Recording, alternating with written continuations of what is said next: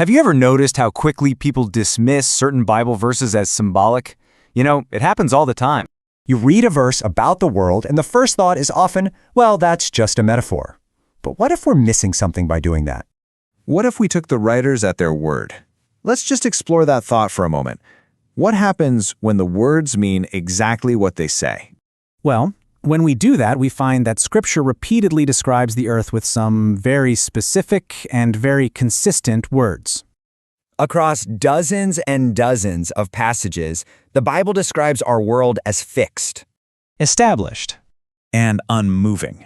Think about what that means. Not drifting, not spinning, not racing through space. The picture that's painted is of a world that is simply set in place.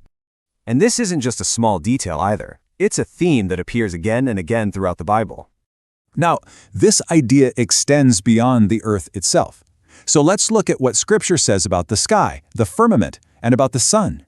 Scripture calls the sky the firmament, and it's described as something solid, something stretched out, sort of like a dome or a canopy over the earth. These passages describe structure, not emptiness. And as you can see, this idea has been pictured for centuries. This concept of the sky as a solid structure, not just an empty void. And then there's the sun. The Bible describes its path moving across the sky. It speaks of the sun running its course from one end of heaven to the other. In this view, the motion belongs to the sun, not the earth. All of this leads to a very real question. When the words are this clear, why would we automatically assume they mean something else? I mean, if fixed doesn't actually mean fixed, then what does it mean? At what point do words stop meaning what they say? And remember, we aren't talking about just a few scattered verses. There are over 200 passages that point to the same consistent idea. This isn't an idea that's isolated to one book or one writer. This specific kind of language shows up all across the entire biblical record. You see this language right from the beginning in Genesis and Chronicles.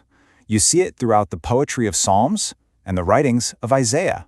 And you even see it echoed in the New Testament in Matthew and Revelation. The pattern is steady, it's unmistakable, and it is repeated. So it really all comes down to one question for you to consider. Is this symbolic or is it literal?